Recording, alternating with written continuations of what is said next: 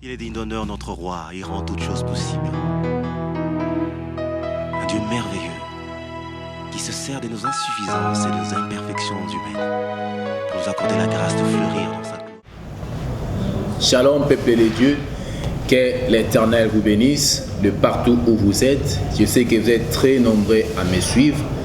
Et vous qui avez encore une fois de plus eu cette opportunité-là d'avoir le souffle de vie, ce qui est très capital, bien aimé. Et je pense que à chaque fois, je l'ai dit, lorsque l'Éternel nous accorde le souffle de vie, bien aimé, nous devons être reconnaissants envers ces dieux-là. Parce que ce n'est pas inhabitude et ce n'est pas une chose habituelle. Mais au moins, chaque fois, nous sommes sélectionnés parmi tant d'autres, parmi ceux qui sont vivants. Et c'est vraiment une grâce pour nous. Et aujourd'hui, nous n'aurons pas encore beaucoup de temps. Et je sais que, comme vous le savez, nous sommes en train de parler sur un thème qui est aussi très capital, qui s'intitule « Le fruit de l'esprit ». Et aujourd'hui, c'est la continuité. Comme Paul nous les énumère dans les livres de Galates, chapitre 5, verset 22, là nous voyons que Paul nous cite plusieurs fruits de l'esprit. Mais aujourd'hui encore, par la grâce de Dieu, nous allons sélectionner l'un des fruits de l'esprit. Si je peux faire un rétrospectif, l'autre fois, je vous avais dit, en parlant du fruit de l'esprit, en quelque sorte, nous voulons tout simplement parler sur ce que le Saint-Esprit produit en nous. Vous le savez, comme Dieu a créé le monde, comme Dieu nous a créé les êtres humains, chacun de nous naît avec des potentialités ou de capacités que Dieu attribue à une personne ou à un être. Mais au-delà de tout, le Saint-Esprit, lorsque nous recevons le Seigneur Jésus-Christ comme Seigneur et Sauveur, le Saint-Esprit maintenant produit aussi des comportements, produit aussi des caractères, produit aussi ses effets dans nos vies. Outre le caractère, outre le comportement, outre la nature humaine, il y a maintenant le caractère ou le comportement du Saint-Esprit que nous recevons lorsque nous acceptons Jésus-Christ dans nos vies, bien-aimés. Et aujourd'hui, le Seigneur nous a mis à cœur de parler sur la fidélité. Comme fruit de l'esprit, bien sûr. Oui, bien-aimé, par définition, on nous dit que la fidélité, c'est quoi? La fidélité, c'est juste un attachement à ses devoirs ou à ses affections. Ou on nous dit que c'est aussi une régularité à remplir ses engagements. C'est ça, ce qu'on appelle la fidélité. Mais on ne peut jamais parler de la fidélité, bien-aimé, sans pour autant parler du mot fidèle.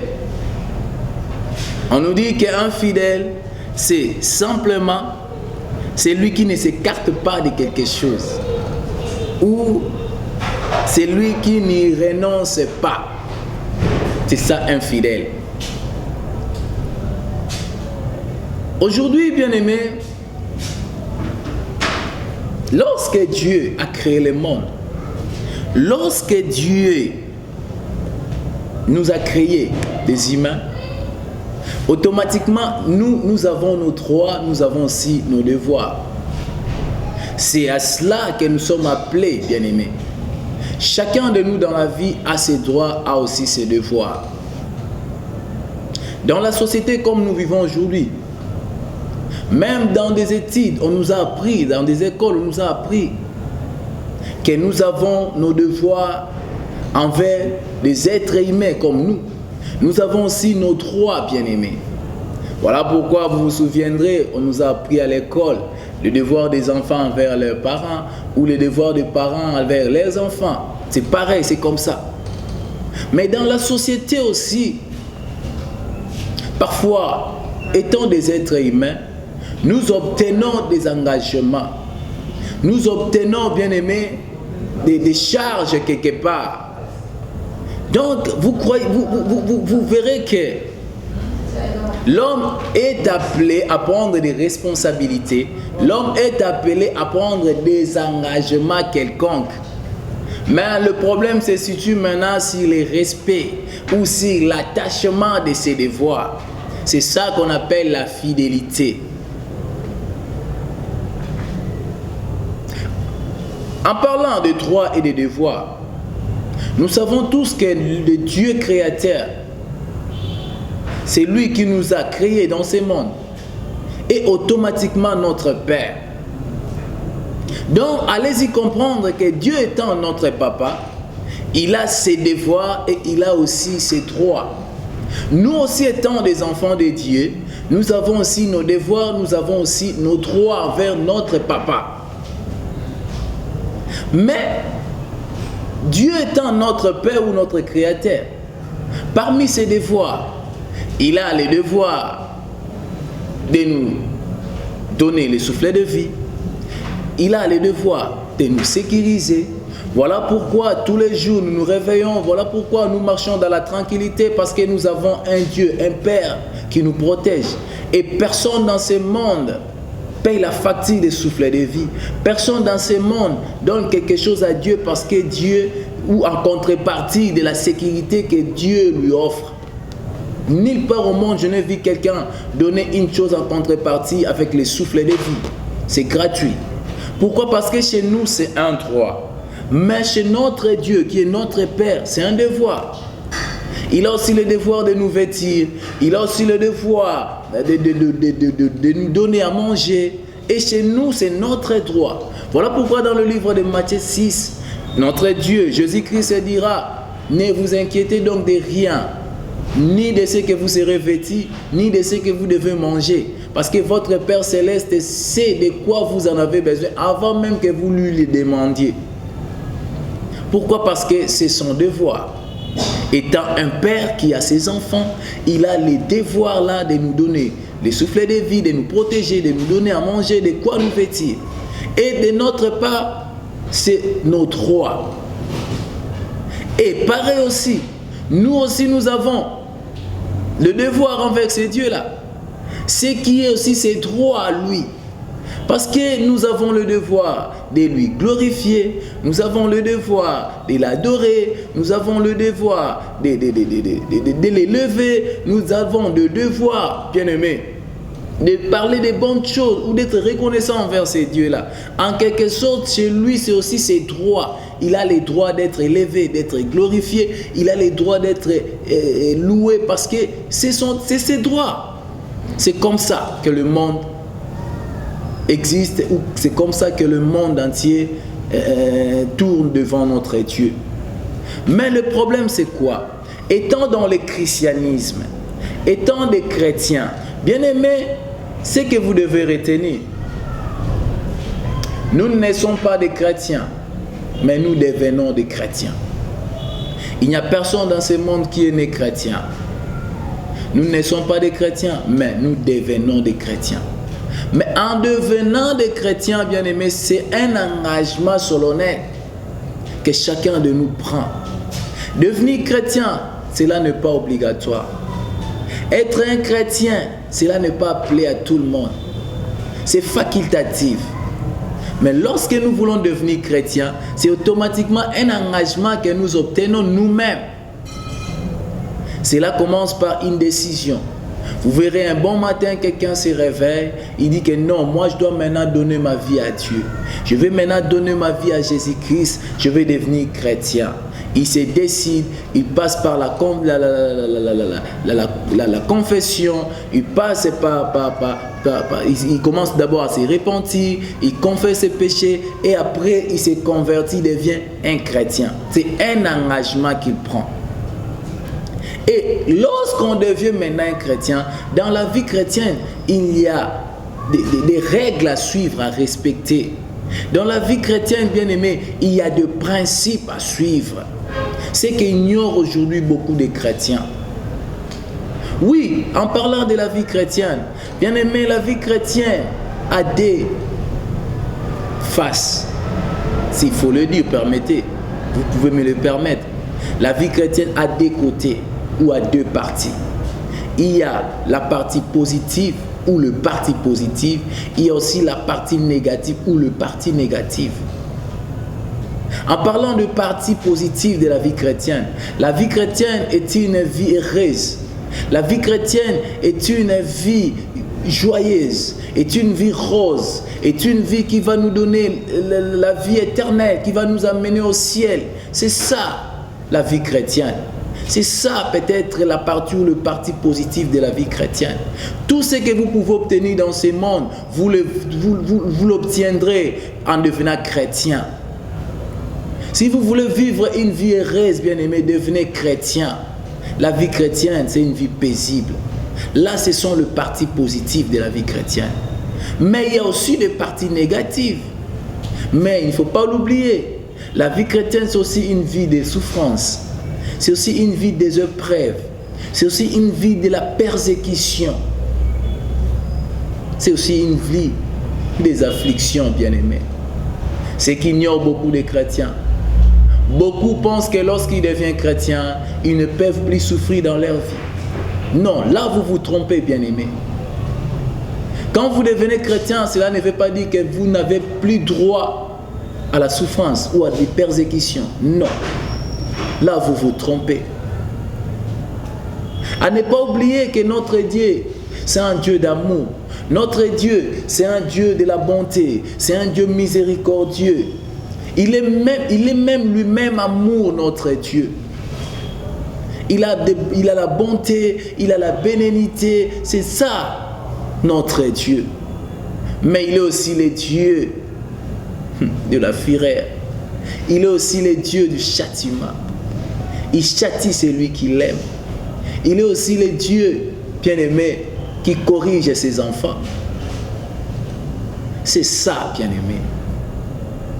Mais lorsque vous acceptez de devenir chrétien, automatiquement, vous êtes soumis à des conditions.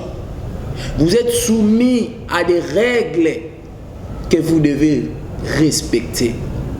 Vous êtes soumis à des devoirs. Vous êtes maintenant attaché à des devoirs que vous devez respecter. Prenons le livre des Actes des Apôtres, bien-aimés. Actes des Apôtres, chapitre 5. Je prends le verset 40 à 42. Que nous dit la Bible? La Bible nous dit ceci. Ils se rangèrent à son avis, et ayant appelé les apôtres, ils les firent battre des verges. Ils leur défendirent de parler au nom de Jésus, et ils les relâchèrent. Les apôtres se retirèrent de devant les Sanhédrins, joyeux d'avoir été jugés dignes de subir des outrages pour le nom de Jésus. Et chaque jour dans le temple et dans les maisons, ils ne cessaient d'enseigner et d'annoncer la bonne nouvelle de Jésus-Christ. Comme vous le constatez, bien aimé, ici la Bible nous relate une histoire des apôtres. Après avoir été laissés par leur maître, après l'ascension de Jésus-Christ, les apôtres, hier qui étaient des disciples, ils se sont mis maintenant au travail. En allant partout, en enseignant la parole, la bonne nouvelle, l'évangile de Jésus-Christ. Mais ils étaient maintenant confrontés à de très grands problèmes, à des sérieux problèmes, bien-aimés. Ils étaient maintenant confrontés à des réalités qu'ils devaient faire face. Un jour, comme ils enseignaient, on les avait fait arrêter par des gens qui ne voulaient pas plutôt qu'on enseigne la parole de Dieu. Il y avait des pharisiens, il y avait des gens qui ne voulaient pas que la nouvelle de Jésus-Christ soit répandue. Ils les ont fait arrêter. Et après les avoir fait arrêter, ils se sont concertés entre eux en le défendant de ne plus prêcher le nom du Seigneur Jésus-Christ. Mais au moins, ils les ont fait fouetter. Et après, ils les ont défendus d'enseigner à ces noms-là. Mais la Bible nous dit que les apôtres, ils sont sortis de là, de cet endroit, malgré ils avaient la douleur, malgré ils ont été affligés, mais ils sont sortis de cet endroit très très joyeux. Joyeux pourquoi? Parce qu'ils ont été jugés dignes de subir des outrages à cause du nom du Seigneur Jésus-Christ. Pourquoi? Parce qu'ils savaient que c'était de leur devoir, tout en devenant chrétien. La vie chrétienne aussi, c'est la vie des souffrances, la vie de la persécution. Et même les apôtres ont compris ces choses, bien-aimés. Ils ont compris que tout en étant des chrétiens, ils devaient passer par des épreuves. Ils devaient subir des afflictions, des outrages à cause de ce nom-là. C'est parmi les devoirs d'un chrétien. C'est ça la vie chrétienne. Bien-aimés, combien de fois vous avez abandonné votre Dieu à cause des afflictions? Combien de fois vous avez trébuché dans la voie du Seigneur à cause des épreuves? Or, la fidélité, bien-aimés, c'est un attachement à ses devoirs.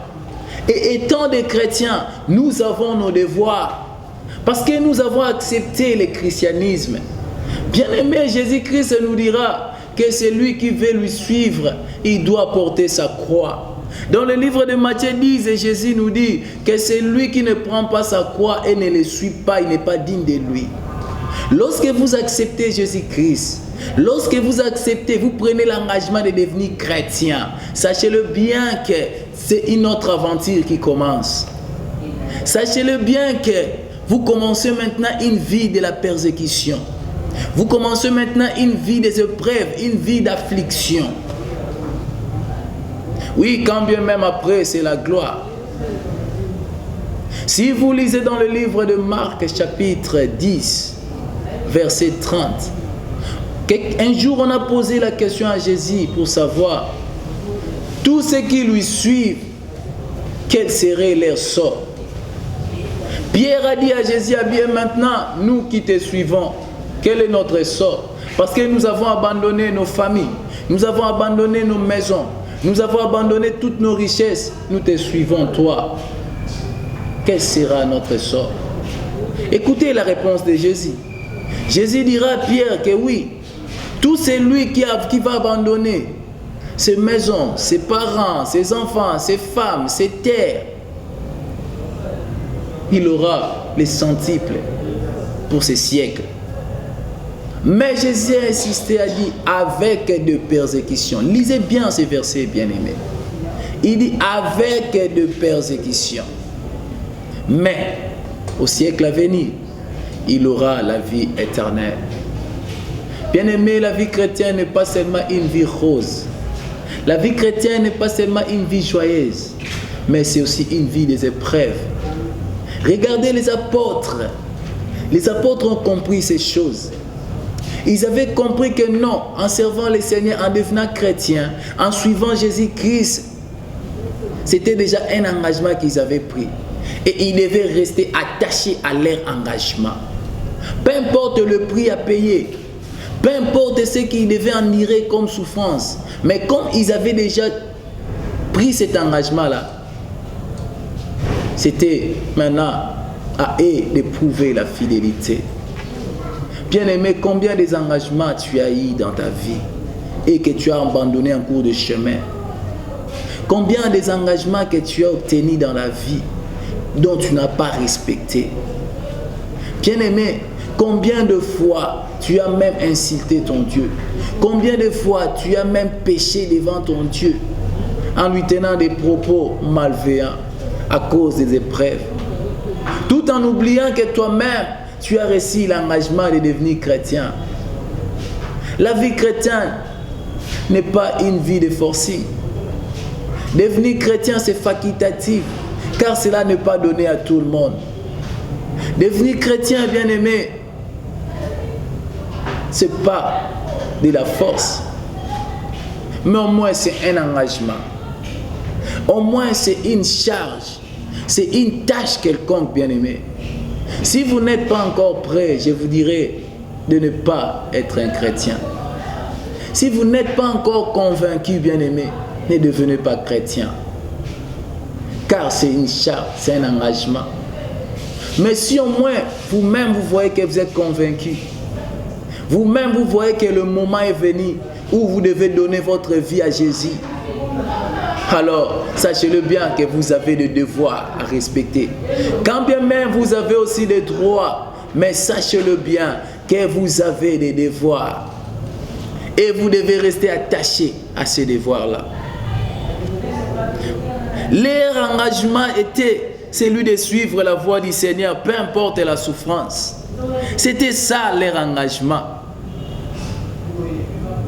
Beaucoup de chrétiens bien-aimés pensent qu'en acceptant Jésus-Christ, automatiquement la vie doit changer. Oui, quand vous recevez Jésus-Christ dans vos vies, votre vie doit changer. Hier, vous étiez un homme qui n'avait pas d'amour. Hier, vous étiez quelqu'un plutôt de mauvais. Hier, vous aviez une mauvaise vie dont vous menez. Mais lorsque vous recevez le Seigneur Jésus-Christ dans vos vies, automatiquement, même les païens vont sentir cette différence-là. Même les gens qui sont proches de vous doivent voir que non, automatiquement, réellement, cet homme a reçu Jésus-Christ dans sa vie par votre manière de se conduire. Voilà, c'est en ce moment-là que le Saint-Esprit qui va venir sur vous, il va vous donner maintenant un modèle à suivre. Il va vous donner maintenant de nouveaux comportements, de nouveaux caractères. Parce que désormais, vous appartenez à Christ. Mais sachez-le bien, bien-aimés, ce n'est pas une mince affaire. Je ne suis pas là pour vous décourager. Je ne suis pas là, bien-aimé, pour vous empêcher de devenir chrétien. Mais je suis là pour vous montrer la réalité. Car Christ lui-même, il nous a servi d'exemple. Christ est un modèle. C'est lui qui est notre modèle à suivre. Étant notre maître, étant le porteur de cette bonne nouvelle, de cet évangile, il nous a montré la voie à suivre. Il s'est servi lui-même d'exemple. Je ne suis pas là pour vous attrister. Non, pour vous faire peur. Je ne suis pas là, bien-aimé, pour vous empêcher de devenir chrétien. Mais je ne suis pas là aussi, non pas pour voiler les choses. Je suis là pour vous dire la vérité, rien que la vérité. Pour vous faire comprendre, pour vous montrer la réalité. Bien-aimé, nous devons rester fidèles à la voie du Seigneur. Tout en sachant que la voie du Seigneur, c'est aussi une voie des épreuves. Tout en sachant que la voie du Seigneur, c'est aussi une voie de persécution. C'est aussi une voie de la souffrance. Quand bien même, il y a la vie éternelle qui vient après. Quand bien même la Bible nous le dit, dans le livre des Actes des Apôtres, qu'il y a eu un temps où l'Église était dans la paix, dans la tranquillité.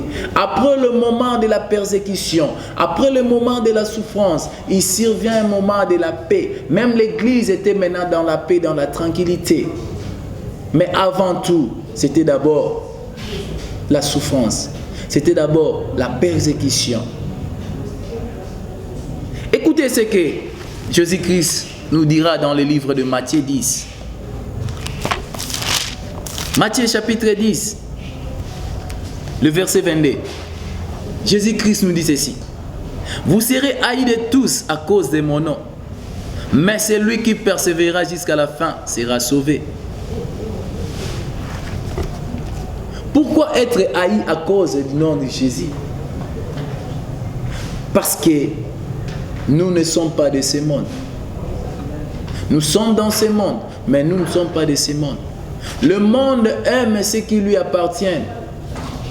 Le monde aime les gens qui leur appartiennent. Mais nous sommes exemptés de ce monde.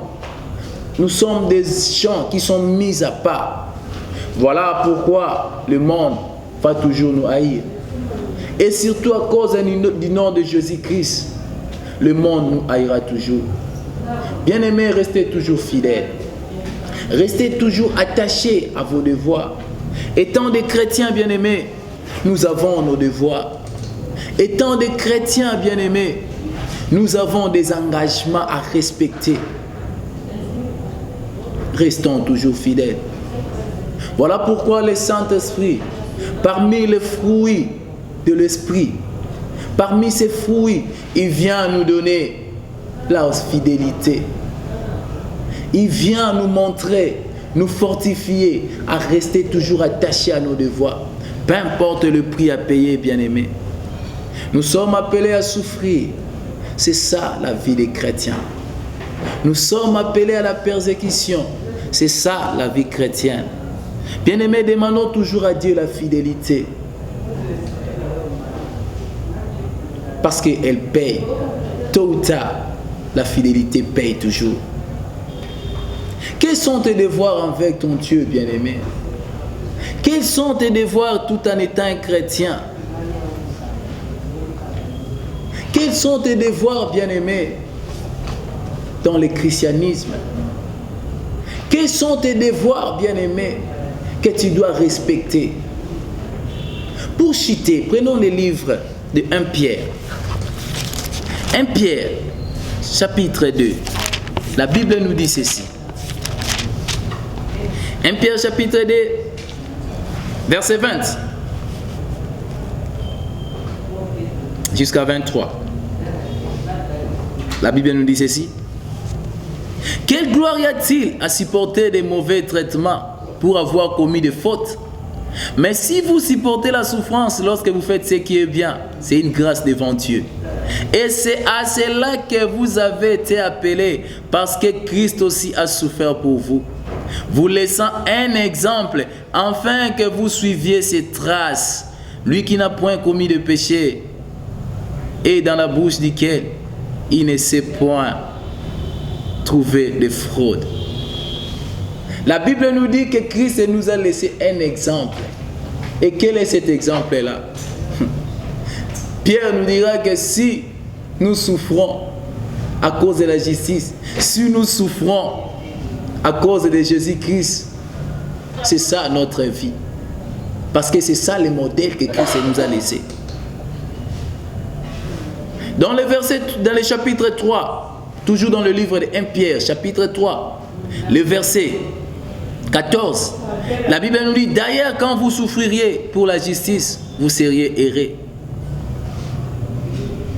Et si vous allez encore plus loin, toujours dans le livre de 1 Pierre, le chapitre 4, la Bible nous dit ceci. Ainsi donc, Christ ayant souffert dans la chair, vous aussi armez-vous de la même pensée.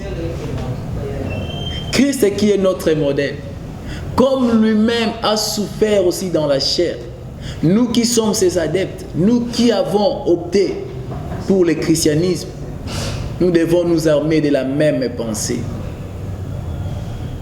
Laquelle, c'est de souffrir. Parce que Christ aussi a souffert dans la chair. Il nous a montré l'exemple. C'est lui qui est notre modèle à suivre. Bien-aimés, vous qui êtes chrétiens, vous devez vous armer de cette pensée-là. Vous devez vous armer, bien-aimés, de cette attitude. Et de ne jamais renoncer. Vous devez rester fidèle.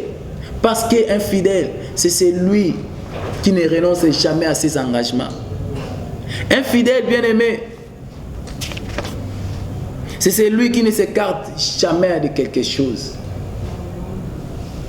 Lorsque nous prenons la décision de devenir chrétiens, soyons prêts à affronter des spectacles. Lorsque nous prenons les décisions de devenir ou de suivre le christianisme, soyons prêts, bien-aimés, à affronter des étapes, à affronter la persécution. Oui, à la fin, nous aurons la vie éternelle. Oui, à la fin, nous aurons une vie glorieuse. À la fin, nous aurons une couronne de gloire. Mais avant toutes ces choses, soyez prêts, ou soyons prêts, bien-aimés, à être persécutés pour le nom du Seigneur. Soyons prêts à supporter des épreuves pour le nom du Seigneur. Soyons fidèles, bien-aimés. La fidélité, c'est avoir toujours l'attachement à nos devoirs. Nous avons nos devoirs étant des chrétiens. Nous avons aussi nos droits, bien-aimés, tout en étant des chrétiens. c'est pareil à notre Dieu. Étant un bon Père, il a ses droits, il a aussi ses devoirs. C'est Dieu-là qui nous protège. C'est Dieu-là qui nous donne C'est Dieu-là qui nous fait jouir de sa protection tous les jours. C'est Dieu-là, bien-aimé, qui nous donne le souffle de vie. C'est de notre droit, parce qu'il est notre papa. Et c'est son devoir, parce qu'il est notre Père. Bien-aimé, nous aussi, en revanche, nous avons le devoir de souffrir pour ces dieux-là. Nous avons le devoir d'accepter l'opprobre, d'accepter, bien-aimé, des humiliations.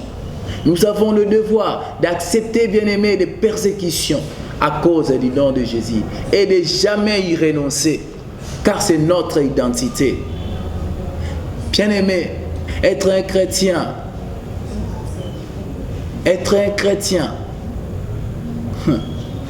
je manque même de mots à vous dire. Être un chrétien, bien-aimé, c'est avantagé. Il n'y a aucune religion dans ce monde. Il n'y a aucune religion, bien-aimé, qu'on peut comparer au christianisme. Lorsque vous avez eu la décision là de devenir chrétien, je vous dirais que vous avez opté pour un meilleur choix. Vous avez suivi une bonne voie.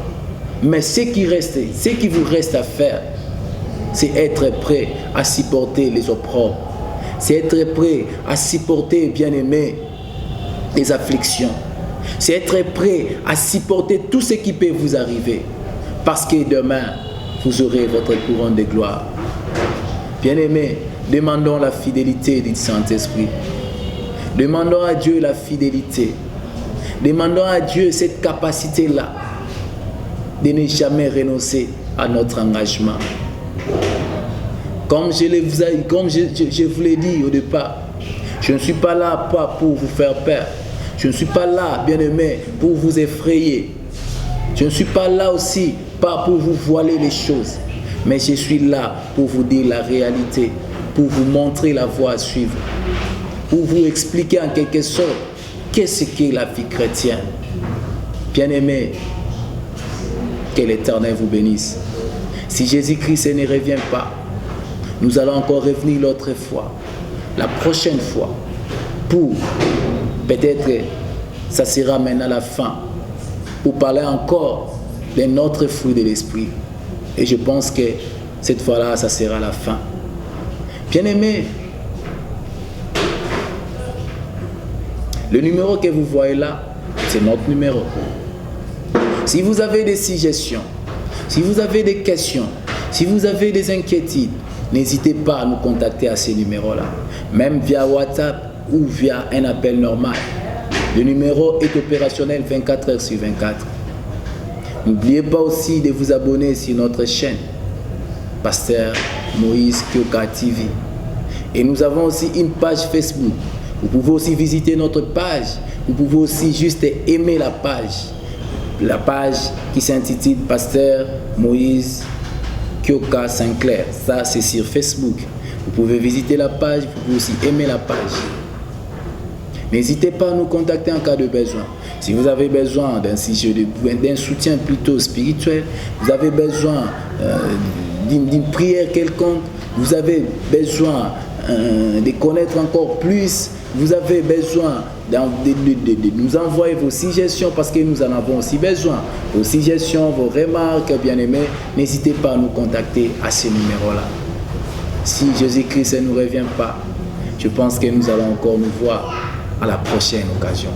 Que l'Éternel vous bénisse. Que les dieux d'Adam vous bénissent.